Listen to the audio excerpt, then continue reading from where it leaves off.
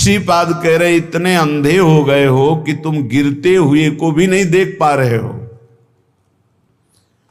पता चल रहा है कि अगला पतिंगा दीपक की लौ में जलकर मर रहा है, तड़प रहा है, फिर भी दूसरा जो स्वस्थ है वो भी आकर्षित होकर उसमें मरने और जलने के लिए जा रहा है। ठीक यही दशा हमारी है। देख रहे हो विषयों के भोग से कितना स्मृतिहीन, चिंता शोक भय से युक्त हो गया है। देख रहे हो विषयों के भोग की लालसा से जेल गया, नरक गया, अमुक दुख भोग रहा है, फिर भी हम उसी की तरफ जा रहे हैं। देख रहे हैं कि इतने दिन भोगते होने पर भी कोई सुख नहीं, फिर भी उसी की तरफ जा रहे। धिक्कार है बुद्धि को।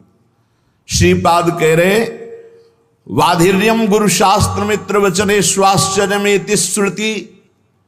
आश्चर्य है कि गुरु के वाक्य को भी नहीं सुन रहा है, बहरा हो रहा है।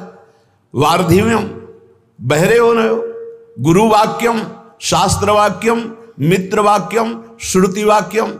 न वेद की बात सुन रहे हो, न पुराणों की बात सुन रहे हो, न संतों की बात सुन रहे हो, न गुरु की बात सुन रहे हो, न सच्चे मित्र की बात सुन रहे हो। बस वही मनमानी आचरण करते चले जा रहे हो, भोगों में फंसते चले जा रहे हो। द्वंद्वम मंदमति, फंस जाओगे द्वंद्व में। द्वंद्व कौन से हैं? शत्रु मित्र, मान अपमान, सुख दुख, लाभ हानि, जय पराजय, जन्म मृत्यु। इन द्वंद्वों में फंस जाओगे। ऐ मंदमती, बहरा मत बन। शास्त्र श्रुति सदगुरु की बात मान ले। भोगों में सुख नहीं है। जब धर्म पूर्वक भोगों को भोगा जाता है तो वैराग्य बढ़ता है, और अधर्म पूर्वक भोगों को भोगा जाता है तो वासना बढ़ती, राग बढ़ता है, काम बढ़ता है। नष्ट हो जाओगे। कहीं आज तक किसी को सुख नहीं मिला। जब मिला तो अंतर्मुखता में अपने हृदय में विराजमान सच्चिदानंद भगवान के चिंतन से मिला। घोरतम दुख है इस संसार में। तुम्हें केवल पुण्य बल से सुख दिखाई दे रहा है। जहां तुम्हारे पुण्य नष्ट हुए कितना दुख है तुम्हें पता नहीं।